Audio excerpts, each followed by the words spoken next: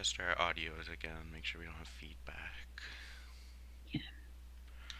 Echoing.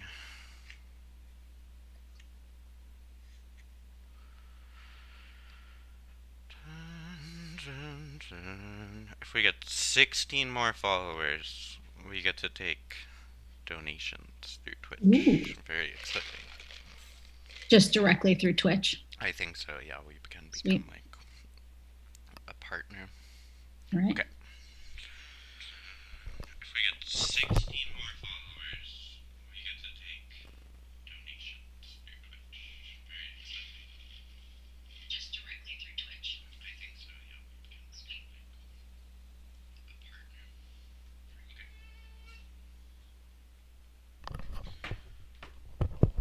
It sounds good. Looks good. We have a couple viewers in the lobby. Okay.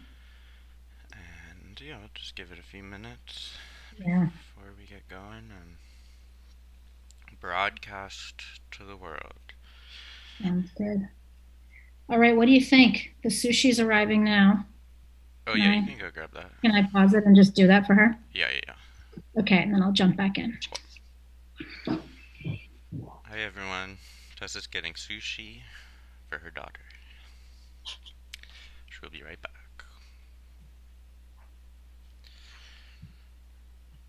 Be sure to smash that like button. Get those hearts going in the chat for Tess. Very excited to have her today, this evening.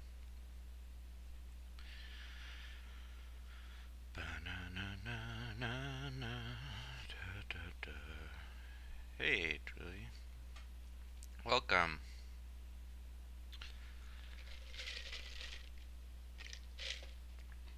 How was your move?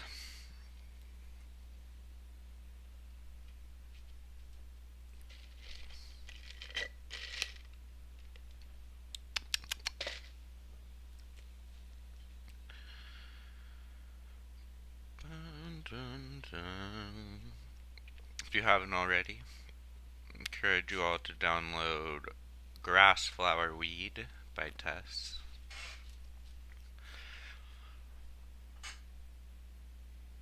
Blue Stem and what's the other one called? It's called Blue Stem and Spring Bloom are the two strains we have released so far. And maybe Tess will talk about what's going on with those. Oh, nice.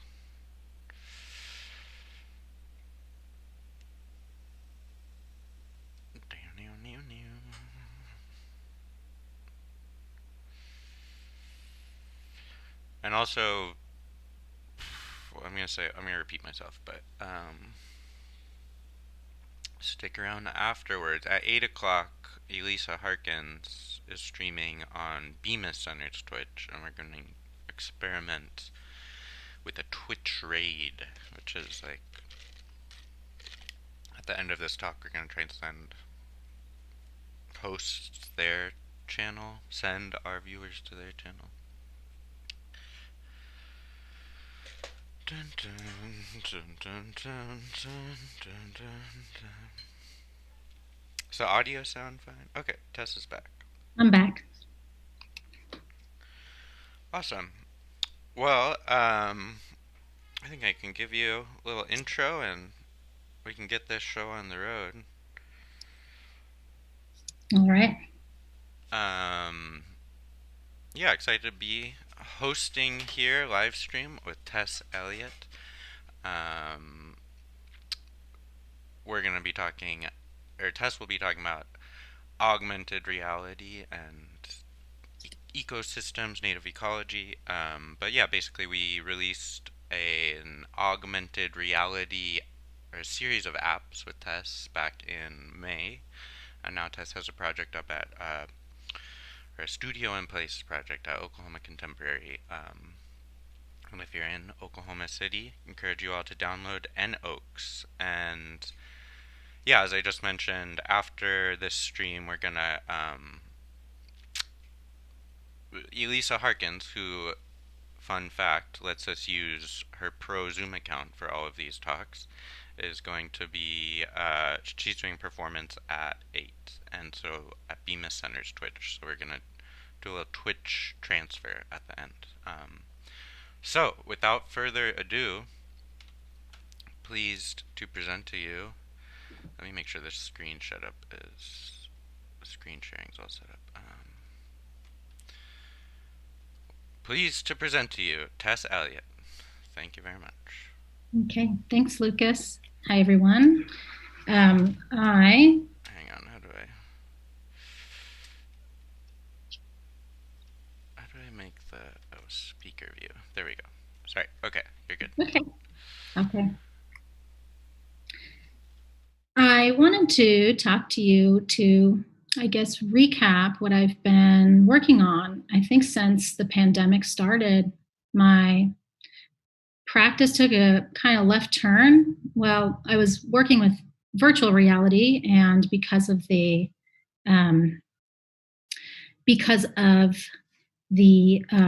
inability, to meet in a gallery or a kind of in-person situation and not to be sharing some big heavy device, I wanted to find a way to still be able to create and share my work. And so Lucas and I, we had a project at OK1 slated for May in the storefront, which was called Grass Flower Weed. And the idea was to do a kind of bait and switch, kind of like a dispensary, but instead of dispensing marijuana, we would be dispensing information about native ecology and about grassland and the importance of this kind of endangered ecosystem.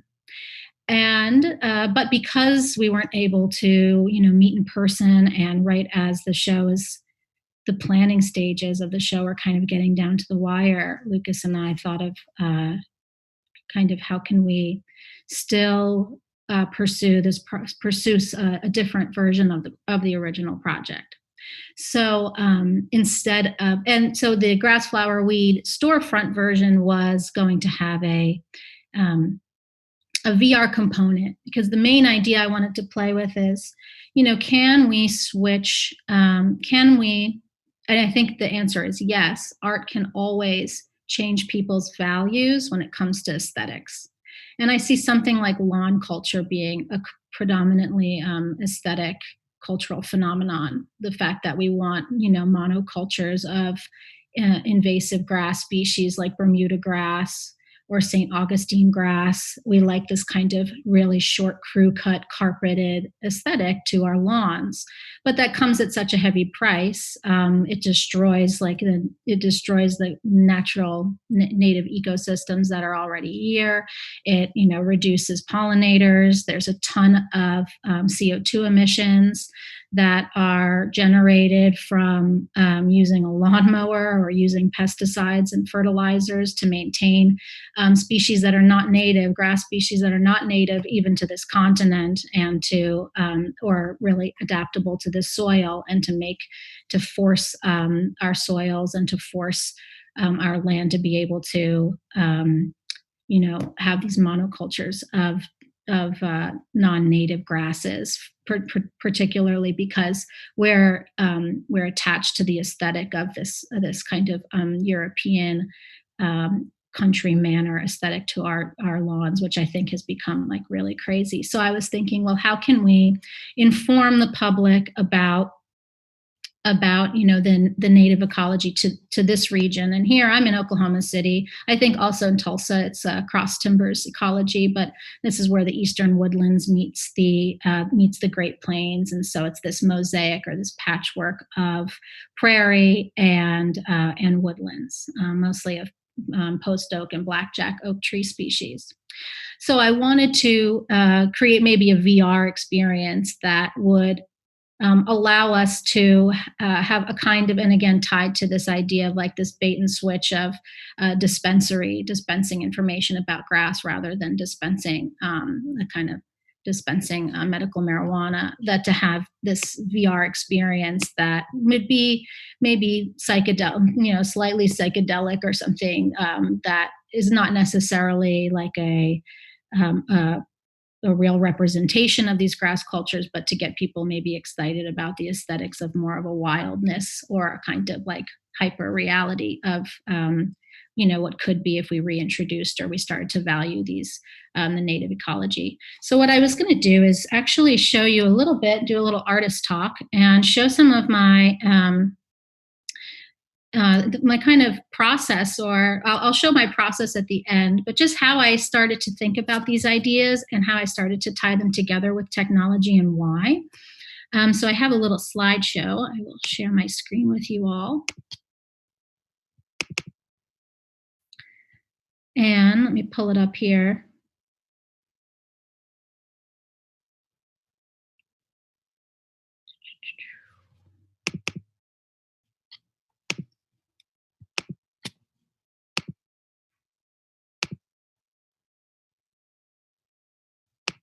Okay, so this is when I first moved to Oklahoma. I had a solo show at OU in the Lightwell Gallery, and this is an installation shot from that show, and it was called Tess Mission. And so this is kind of, I think, the seed to all my recent work, which is kind of branched off into these two divergent kind of paths. And one that I've been on for a while is this kind of realizing these dystopic futures related to private space programs and their relationship to frontier and the narrative and the mythology of manifest destiny. And so using VR as kind of arriving at these dystopic, potentials, and then but within this particular work is also the kernel for this new AR projects that I've been doing, which is then to maybe use these emerging technologies to pursue more kind of utopic visions of the past and what we would hope, what I hope anyway, to see a kind of more environmental movement or more consciousness about environmental issues. So there was a NASA transiting exoplanet space satellite, and the acronym was Tess, and so I felt like I should have some kind of affinity with this satellite that NASA was going to put into orbit in order to find exoplanets or other habitable Earths. And when I heard about it, I really didn't have a tremendous amount of enthusiasm for the project. It felt really closed off, and I felt kind of exacerbated by this continuing narrative of discovering, colonizing, and exploiting, other worlds. And so I realized that because not NASA, it works in relationship to these private space programs that are owned by big tech billionaires. So that would be Elon Musk and Jeff Bezos, primarily, with Blue Origin and SpaceX.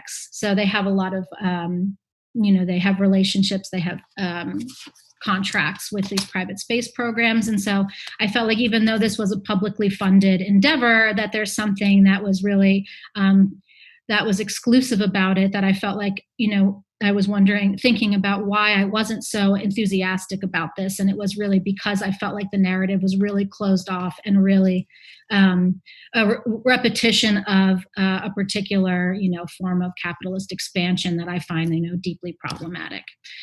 So I wanted to, instead, I decided to kind of create this mission. At the same time, I was also new to Oklahoma, and I was really interested in learning about this, the really kind of fascinating history of this particular state. I'm from New York originally, and I was in grad school in Ohio. And so what I knew about Oklahoma was like very limited. I knew about, Grapes of Wrath and the Trail of Tears, and that's about it. And so when I got here, I became really interested in diving into some of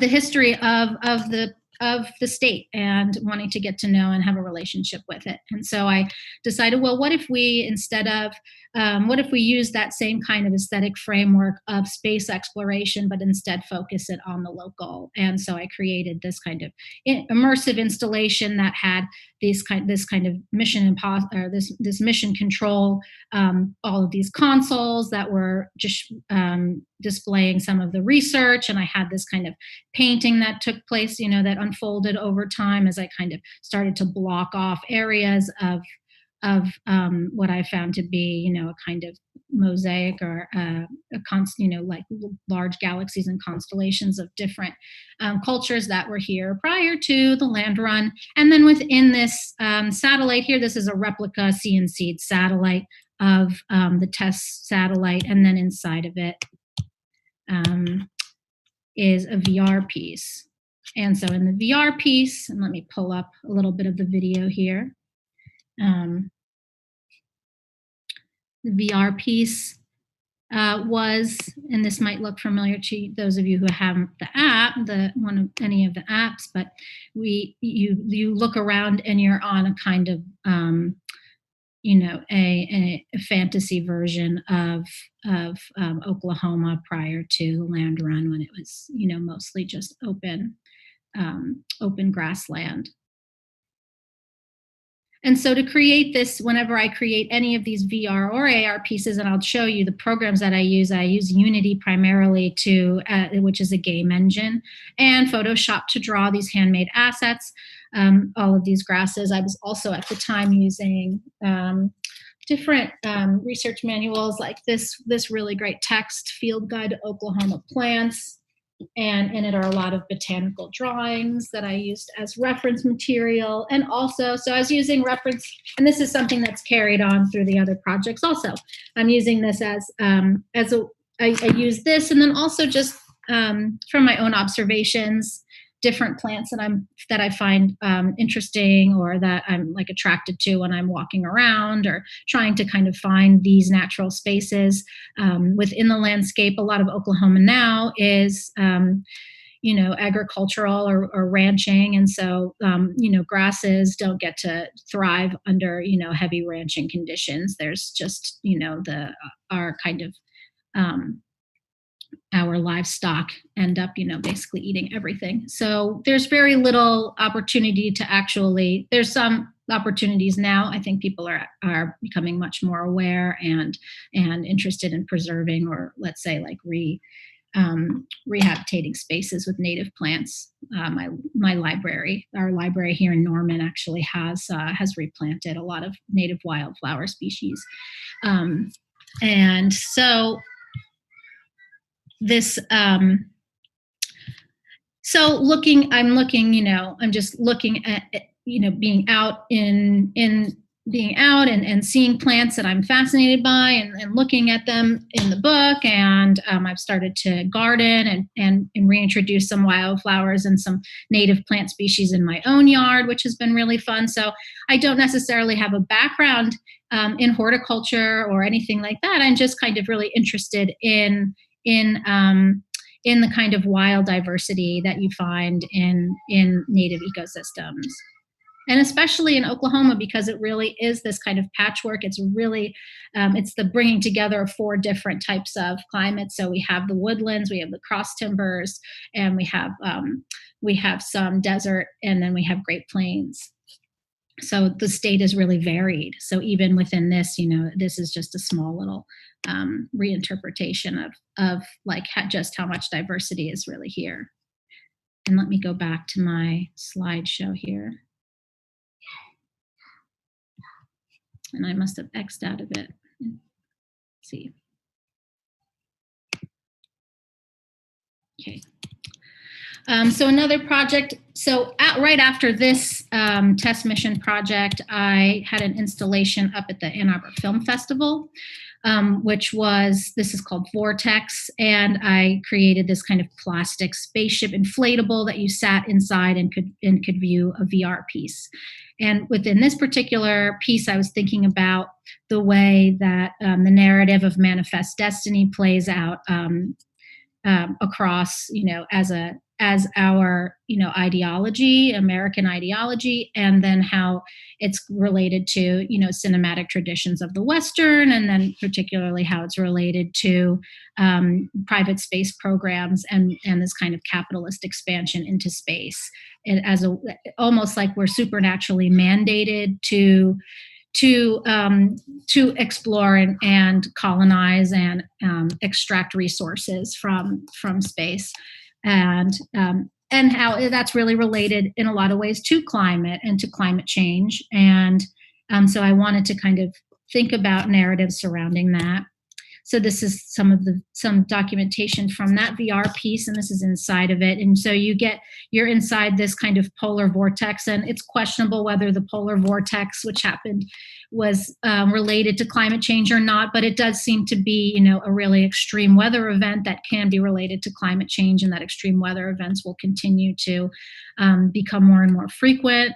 And so you find yourself in an Ann Arbor that's in polar vortex, and you find this rocket that's the same type of rocket that you're sitting in, and this takes you to Mars, and you're in this good, the bad, and the ugly kind of standoff between Elon Musk, Richard Branson, and Jeff Bezos. And I have this giant Elon Musk, and this is for Lucas, who's obsessed with that Elon Musk statue, the oil man up in Tulsa. Which is kind of funny to me that it kind of became this, manifested into this reality in Tulsa of this like monstrous Elon Musk. And then this is my kind of last dystopic envisioning of the future of these private space programs. This is called Bezos-on, and this happened right before the pandemic. This is in February in Birmingham. And I've collected a bunch of these Amazon boxes. I don't use Amazon myself, but everybody that I know does, and it was the holidays. And so I was able to collect about 150 Amazon boxes that I had laser cut and created this kind of spectacle of lights. And within the boxes themselves is this VR experience where you're inside, let's say, an Amazon 2.0 space station, because this is based on Jeff Bezos's the kind of his dream for his space program is that humans will outlive, or we will not outlive, we will outgrow Earth, and so we need to be thinking about building space stations around Earth for humans to primarily reside on.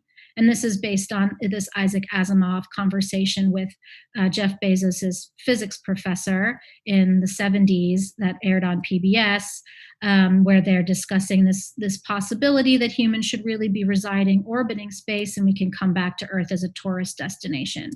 And so I took that idea to try to kind of envision a future of Amazon, because they are, basically amassing all means of production and distribution.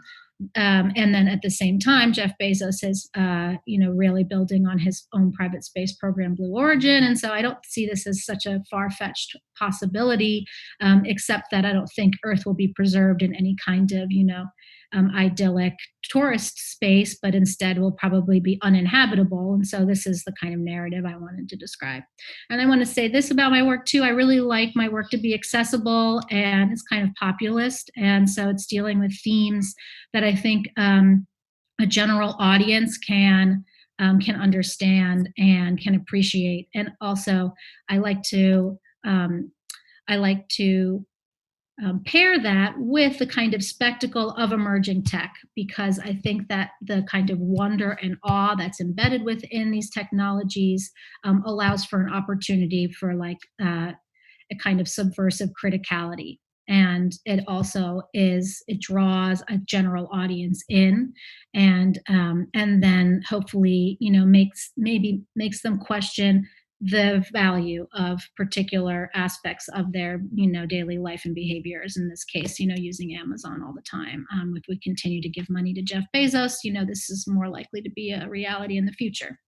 And at the same time, it was funny, we had this pledge from Jeff Bezos that his employees were saying is not enough to fight climate change, and the pledge had very little substantiality to it. It was just a general kind of pledge to reduce Amazon's carbon emissions, but there was no real plan of action included in it. So kind of just lip service. This is there's words, everything's dead in the void, in the digital void. And then this created this kind of Instagrammable shadow play. I was also thinking about Plato's cave and shadows. And so here's some more. This is right before, this was in February, so it's kind of crazy to look back. This feels like a whole nother time ago, and there's hundreds and something people at the opening that we could even like all collectively be sharing these headsets and sticking our faces all in them another time, I guess.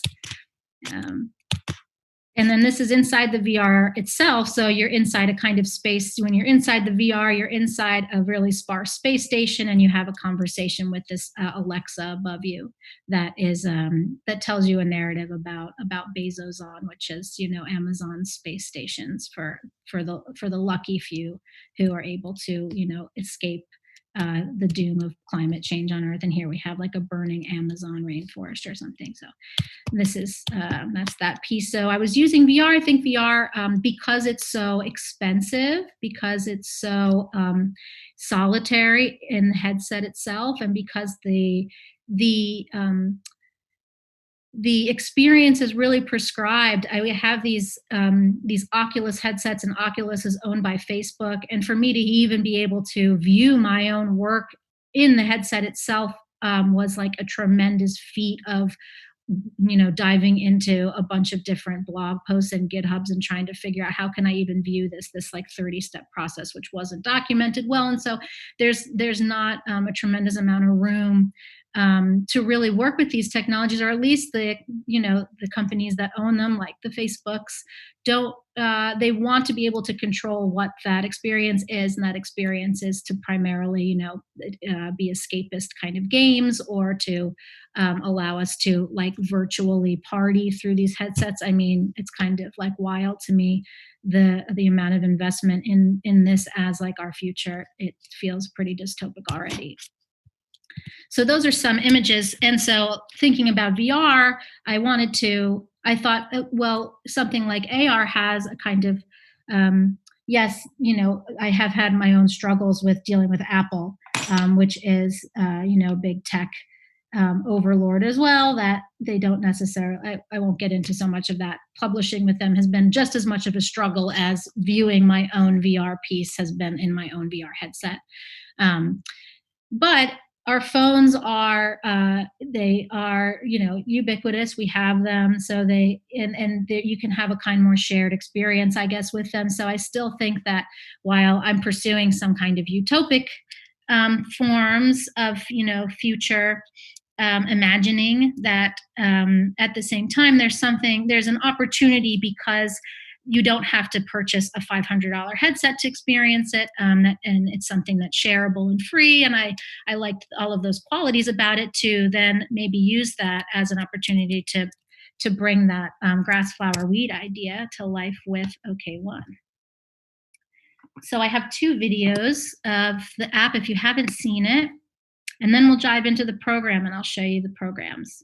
Actually I chose 2 videos that where some weird glitchy stuff was happening, so that if you want to get the app, you can play around with it and have a more realistic experience of being immersed in a tall grass prairie. The first app I did was called Blue Stem, and it featured digital assets of big blue stem and little blue stem tall grasses. And this is at night. And I found that playing with the app at night was really kind of fun and trippy, because it did all sorts of bizarre things. The first thing is that it's lit by a kind of virtual light. So it's a combining of a real space and a virtual space, but there's still these like digital assets, like lights that light up the game asset, these sprites. That's what they're called. They're 2D grass drawings, that animated grass drawings. And so here, this is like in my home at night, and because of the lack of light, I was able, these little pockets of grass would pop up, and then they would kind of float out into the nothingness and into the kind of virtual ether. And I thought this was kind of a really interesting, and I don't know, I really had fun kind of interacting with it. So all of these little pockets, they just kind of existed. And because I'd say I'm like an intermediate code programmer now. I don't have a background in computer science. I have a background in studio art, and then art and technology in my master's program. But I wasn't, but I never really, a lot of my coding knowledge has been self-taught, I guess, over the last 5 years or so. So I don't, I didn't necessarily code that these pockets of grass would disappear when you reopen the app. They just kind of like still exist within the space of the app, which is kind of it. What I like about it is it makes it feel like this thing's kind of wild and growing on its own and uncontrollable, and that's part of some of my hope of the work anyway, is to really think about letting go, or at least I want to try to do this myself, like let go of the trying to control so much of my environment around me and let things kind of be. I think that that's a nice way of existing in the world, if we can get there. And this one was Spring Bloom, the other app that I published with OK1. And so that first one featured some tall grass species, and this was a little bit different. This is every time that one kind of just grew wildly. You tap it once, and then it would just start to kind of populate around you. And this, you continue to tap to plant these wildflower species. So we have some Indian blanket and wine cup, thistle, and false dandelion. So not all of these are necessarily native. I don't think spring vetches necessarily, but a lot of them are. And I had a lot of issued publishing with Apple, just to talk a little bit about kind of aspects of control to all of this. Like Apple wouldn't let me publish two of AR apps that had the same functionality but different content. They wanted only one of them from me. And so when I made my first app, I said to Lucas, whoa, let's like make a bunch of these. And I liked the idea that they were kind of like these little jars of like medical marijuana that you could play with, in your home. But Apple was like, no, we're not publishing it. So I was able to publish this one, but it took a long time, and then I couldn't really publish anything else with them, which was kind of a bummer. And even nOaks, the whole time I was making Infinite Oaks, I was creating that app for Oklahoma Contemporary. I had a tremendous amount of anxiety that this thing's not going to get published by Apple. And of course, it was rejected the first time around. And then I had to like appeal it and say it was a different app and why, and like list all of the reasons why.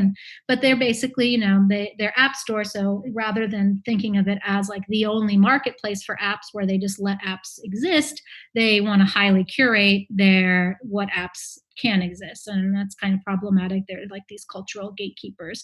Android's a little bit different. So I was so frustrated with Apple. I think I will not buy another Apple product again. That's kind of, I was pushed to the brink really with them, deciding, based on their own design standards that they didn't want like multiple apps from me or something. So okay, so that's those apps. And then this is a little teaser for nOaks. And so this project, which was developed with the Studio in Place program at Oklahoma Contemporary. So I'm also an instructor there. I was planning to be an instructor there. I will be in the fall. We'll do an online class called Virtual World Building. That's actually going to be open to pretty much anybody, not only like locally bound people. So anyone can join the class. And it's just maybe kind of expensive. I'm not really sure what they charge for their classes,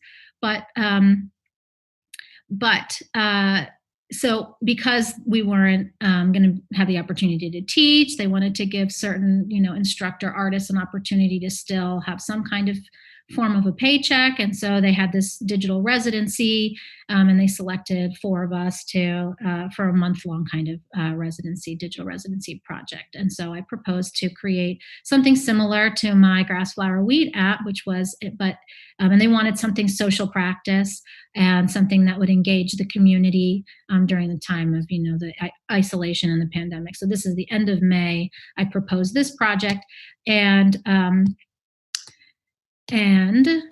I was thinking about Joseph Beuys's, 7,000 Oaks, and because that's one of my favorite social practice works, probably one of the first really large scale ones. And so I was thinking about that environmental gesture, and actually action more than a gesture, and to think about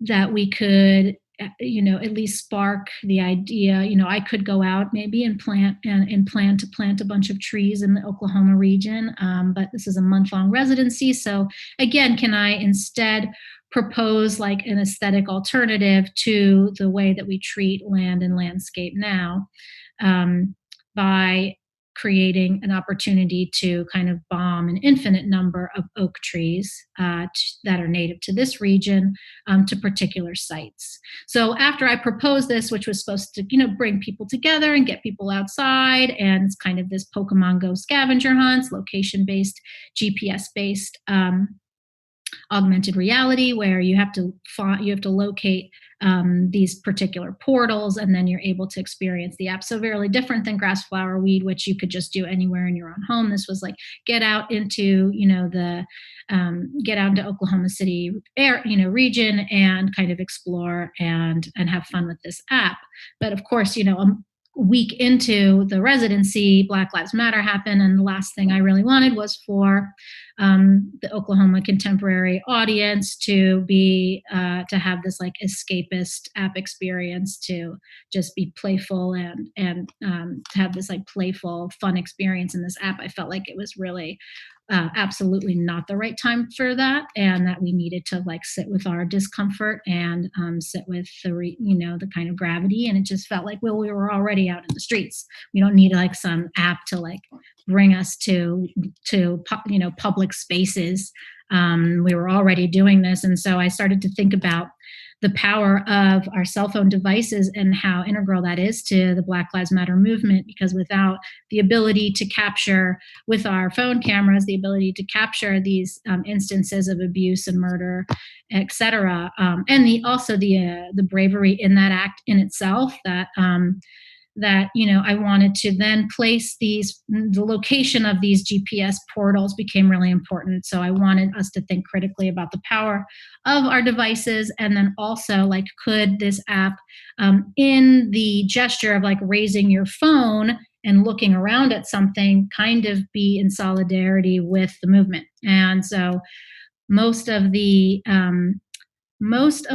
locations are in public institutions, where I'm not going to give it away completely, but where the act of raising your phone at these institutions is kind of a symbolic act, and would remind those that are inhabiting those spaces that we as a public can monitor them, or at least some kind of a symbolic gesture towards that.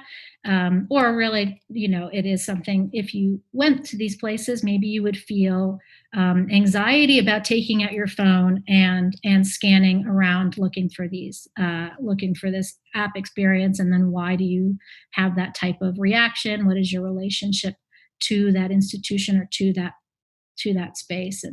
And so here is a little preview of the app.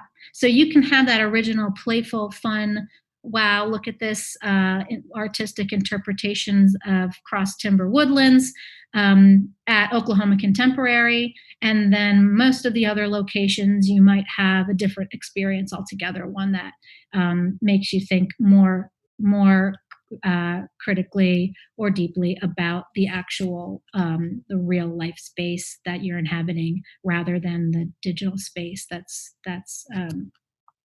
there through the app. So this is one that's in Norman.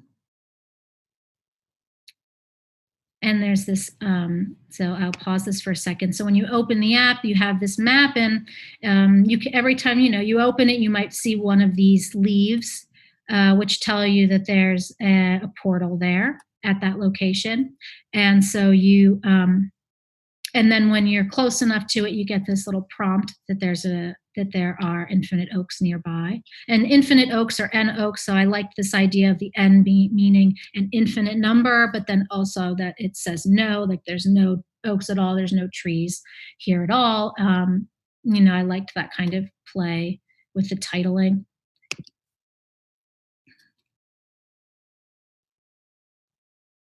And then you want to do the same thing you do with the grass, flower, weed apps. You want to kind of locate the ground. You need to have this kind of plane recognition that happens with the in the real space. I can show you exactly how this works when we go into the program.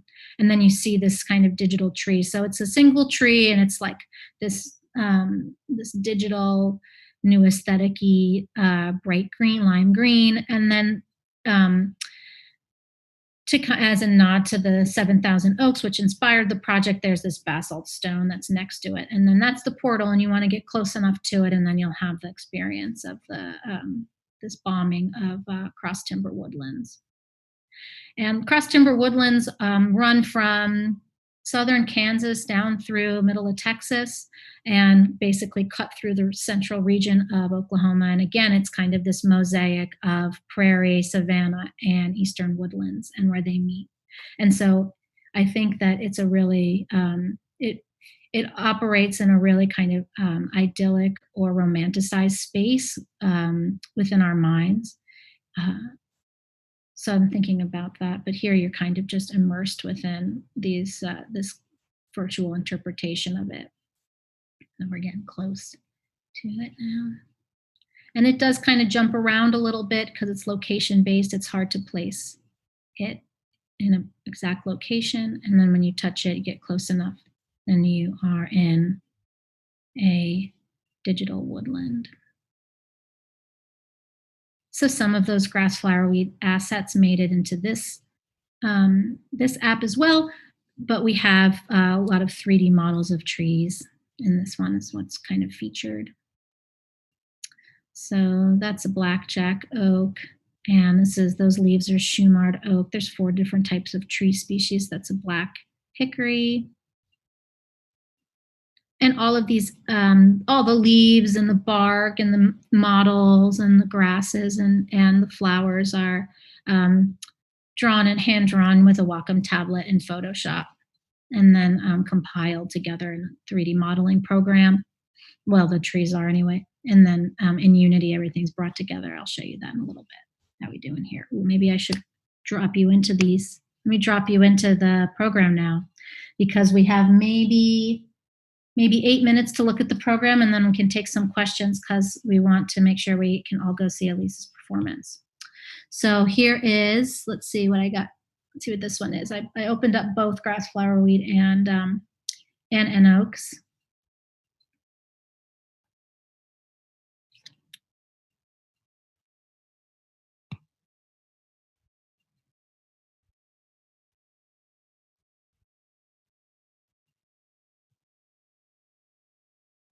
Cool. Okay, so this is Unity. And what we have here is, this is our game view. Here's our scene. There's very little in the scene. But what I can show you is my terrain. So what ends up happening is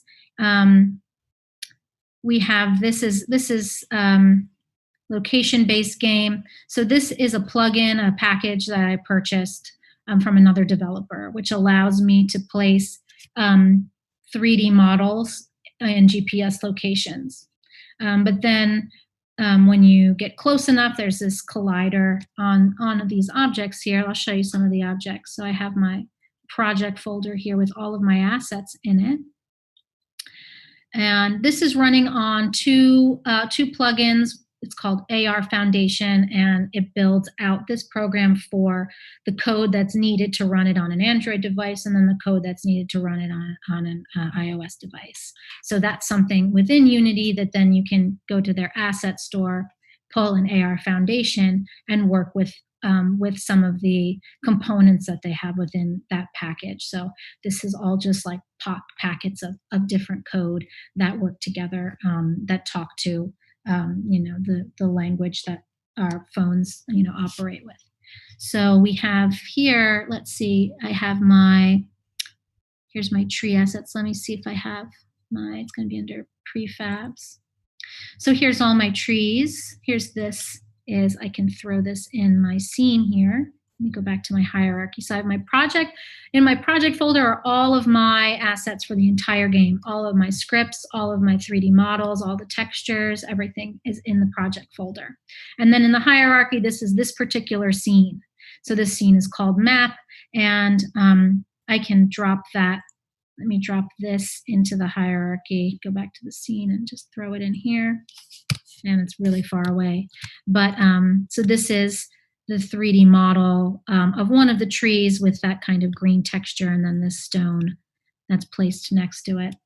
And then what we have on here is we have a collider, and this collider speaks to the camera, right? I have here, not in this scene. Let me open up this other scene. So this is just the map scene. So the map scene has UI elements, right? These are all graphic elements that are placed on top of the devices. You know, they're placed in front of the camera. There's always a virtual camera, and that virtual camera is going to be your device itself. And when you're dealing with AR, and these are just graphic elements that are on top of it. And so all of these graphic elements compile the map, and then they place those leaf sprites at the locations on the map. And then when you get to those locations, then when you get close to it, you tap. This is a button here. This when you tap on it, it loads the second scene. And so the second scene is probably just scene 1. Right, so here's scene 1. And now you don't see anything because we have, in this hierarchy, I have an AR session. And so you bring in this particular asset. You can do it, you know, if I right click here, I have this AR plus GPS. So I can add assets here, or I can pull them in from my project folder. And so this within this AR session origin, I have a camera, and on this camera is a collider. It's another game. These are just different game objects. And so it's an empty game object that doesn't have a mesh or a renderer on it, but it has a collider. So in this collider of this camera, because what AR is doing is it's locating the camera at a 000 origin in the virtual space, everything surrounding whatever the assets are that are in the scene. Everything in the background is fed in through the camera of your phone, and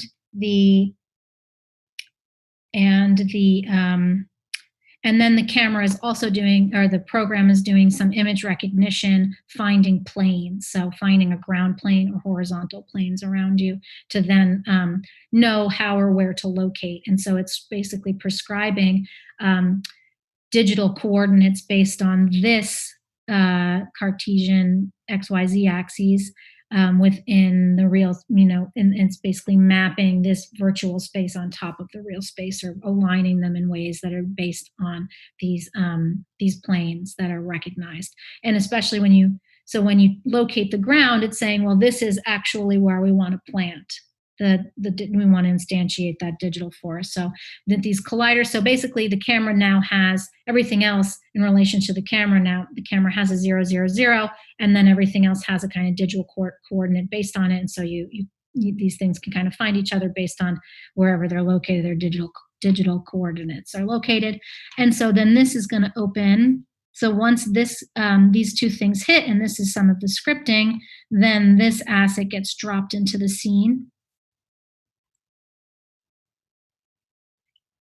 which is my terrain. So I'll just throw this in. Terrain object, here it is. Okay.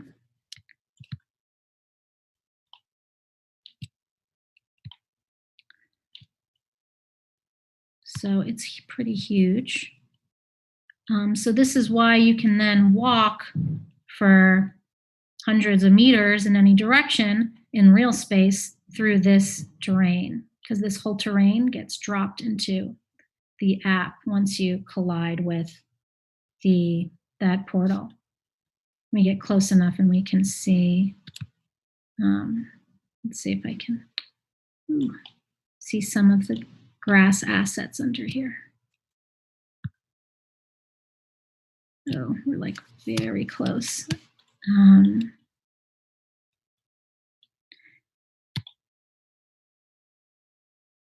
Let me show you with my 1 minute remaining before I'll be ready to take some questions so we can stay on time. I'll just show you some of the scripts I can. So this is fix object. So let's just open this really quick.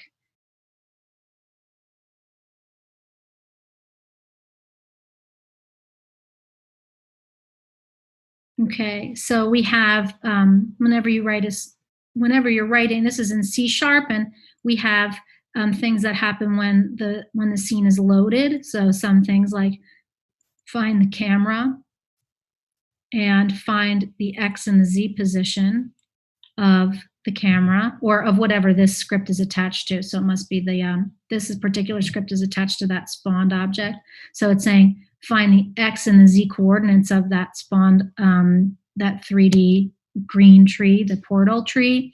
And then we want to find Y, which is another script. So it's calling that find Y and it's saying on update. So every frame, we want to update what that Y value is based on wherever you tapped when it said locate the ground, and you tapped and it found whatever that distance is to that plane that it recognized through the image recognition.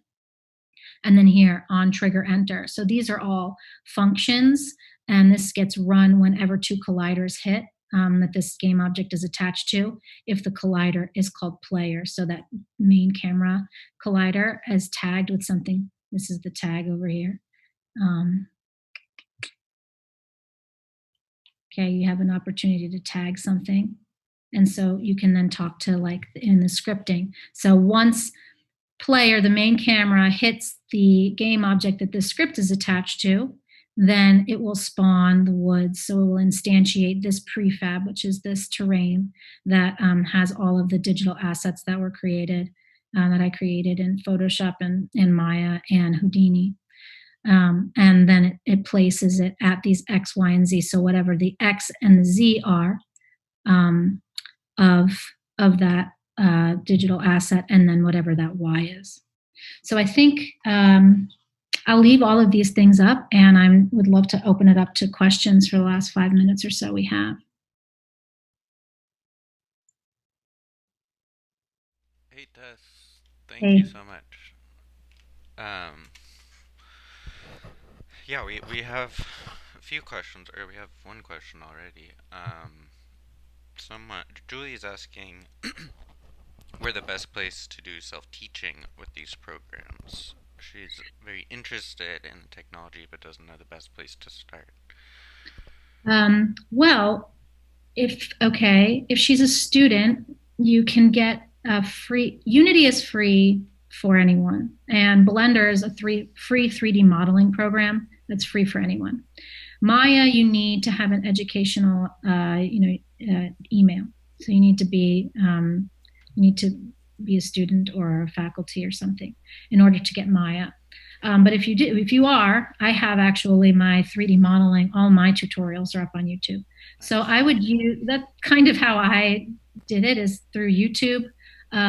There's also lynda.com. I know that my public library in Columbus had a subscription to it, and I'm still a member of that library, so I have access to that forever.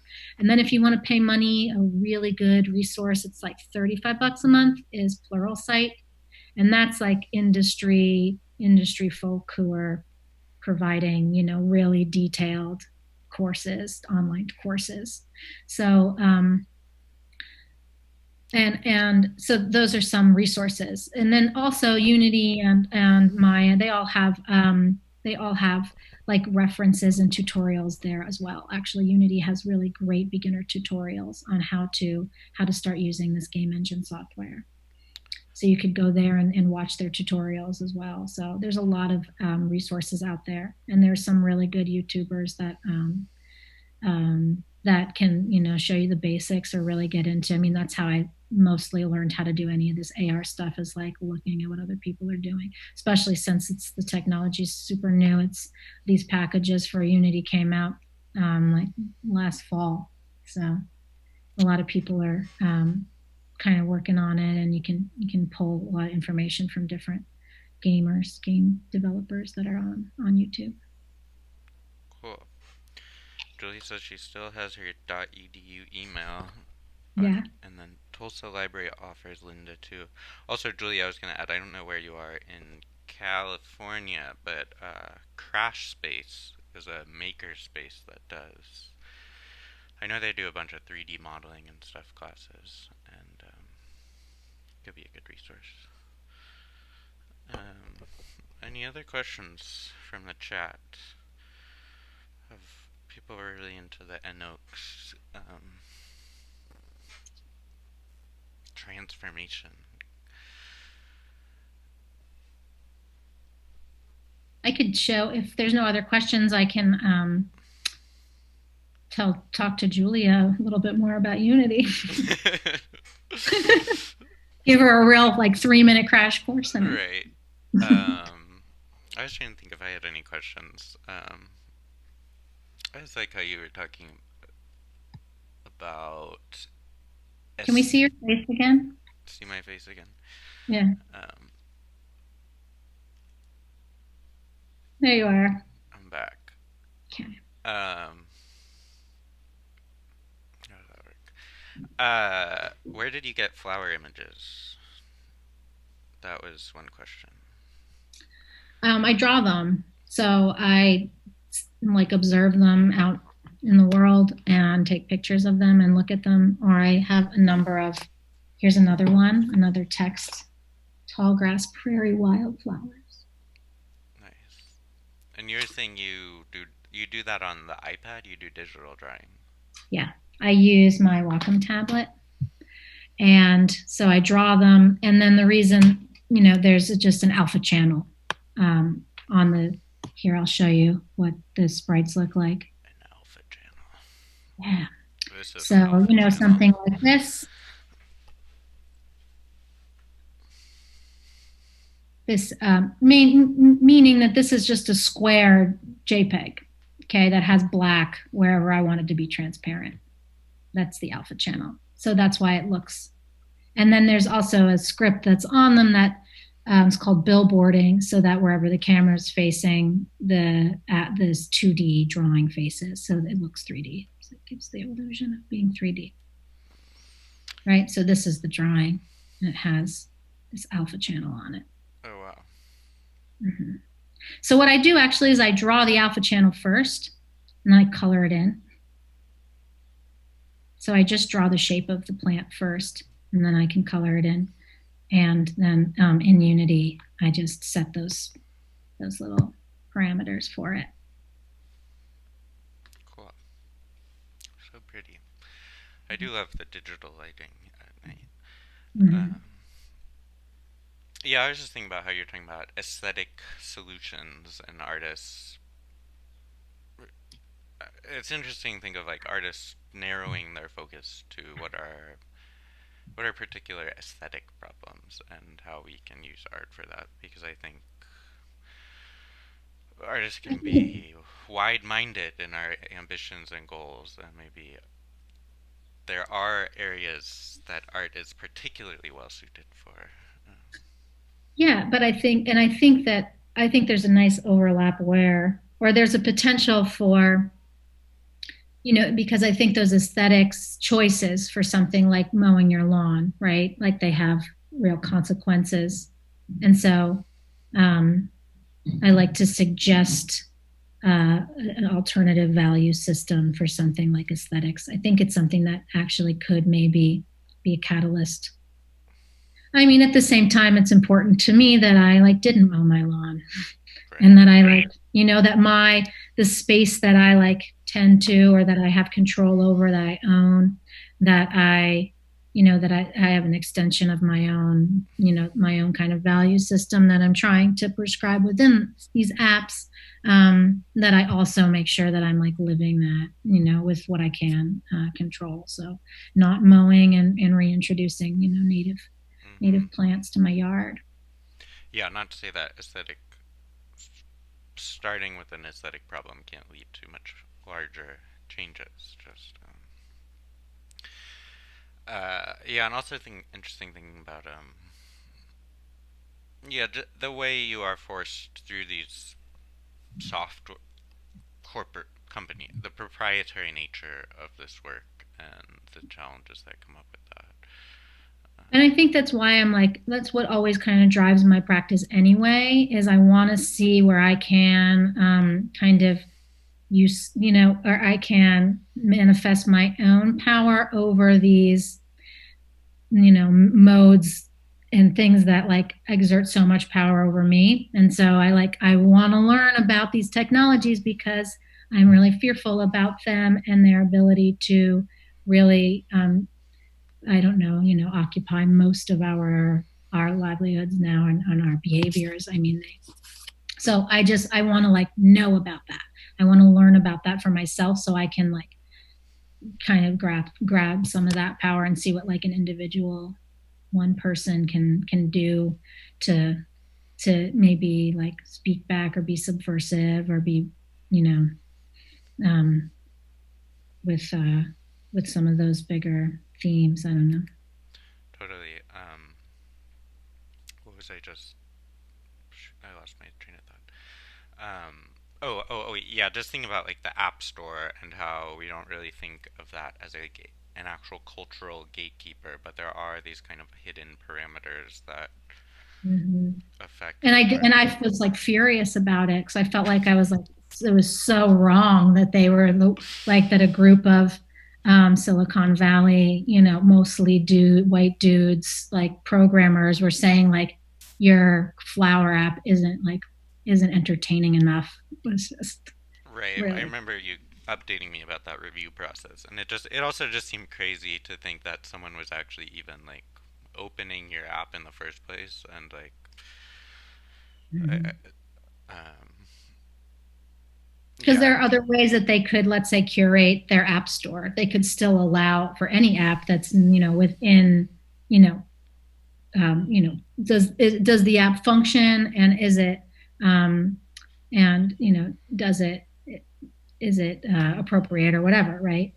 Those two things could be the qualifiers rather than like design based decisions, which felt like totally bizarre totally. and really controlling. Yeah, it is 8:02. It's true. It's true. Do we have any questions in the chat?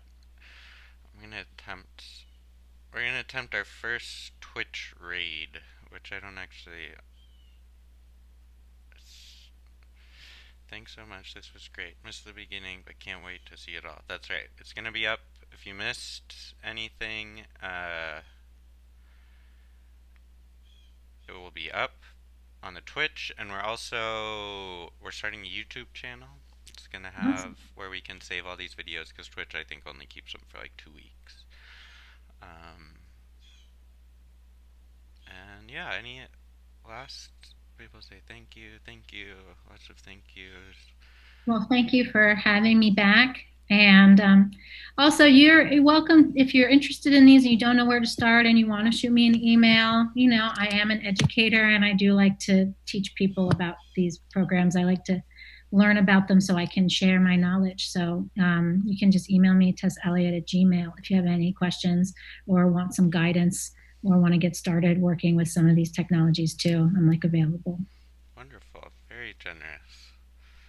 Well, thanks so much, Tess. Okay, thank you. I'm gonna try this raid. Let's see if it works. Okay, have a good night. Bye.